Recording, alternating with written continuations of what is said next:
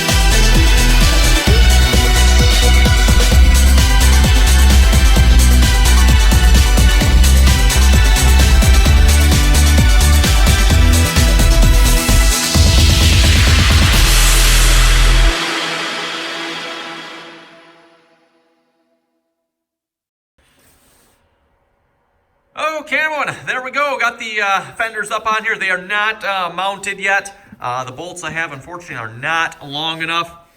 Bolts I have are like 2.5, and it looks like I need about 3 inches. I could reuse the old bolts, but they're pretty sorry looking. I did get the wiring done here, or more or less done. I need to finish tidying it up yet. What I used are these waterproof connectors I have. I did not wire in this light up here yet. The tab on here for the other connection rusted off, so I'm not entirely sure what this thing is yet. I'm assuming it's something to cause that light to blink. I'm guessing. I'm not sure, so if I got to get some sort of blinker or what, I don't know what this is. If I scratch this off a little more, maybe I can figure out what it is, get another one or something similar anyway, and then get it wired in. There's 4 wires on this side, green, yellow, red, and black. And then on this side, We got 3 wires, only 2 in use though, green, yellow, white, and then of course there's the green and yellow that go out to it. So yeah, did the wiring off camera there. I just didn't record any of that. I didn't think you'd be able to see what was going on, so got that done. Again, the kit I have, it's one of these automotive kit wiring, waterproof wiring kits or something like that. Works pretty good. I've used it quite a bit. In fact, the 2-up ones here, I've used up everything that came in the kit and bought more. So don't use the rest of the sizes very often. Although the 3 here I'm getting kind of low on. But yeah, it works pretty good. So yeah, anyway, on that note, everyone, I think we're gonna wrap it up here. Got the fenders on. They're not on yet, but they are on. Looking at them, I think they turned out pretty good. One thing I don't know if I pointed out here, I don't know if you can see it anyway. Yeah, I guess you can kind of see it there. You can definitely see where it, I don't know if that's spot welded or however they attached the fender here to like the under steel frame, like spot welded or something like that. You can see where that actually is. I don't know if that's just from taking it on and off. I don't know what causes that, but yeah, the paint definitely shows any defects. That's one thing I noticed when you start putting this paint on. One, it's got a nice shine to it. So yeah, anything that isn't smooth, isn't right, definitely shows up. Definitely shows up. You can see like here too, I think this is the Bondo line here. So I didn't quite have that quite smooth enough. You can see the other Bondo spot here. But, I mean, I think it looks a lot better than it did before, if you ask me anyway. I know it's not smooth, but it's not all rusty and broken out anymore. So, I don't know how long it'll last, hard to say. Because again, you know, it's all rusty. You'd have to, I know someone was saying you can't paint over rust. And if you notice, I didn't paint over any rust. We did cover up every rust or wire brushed it all out that we could get to. The problem is, it's what we can't get to.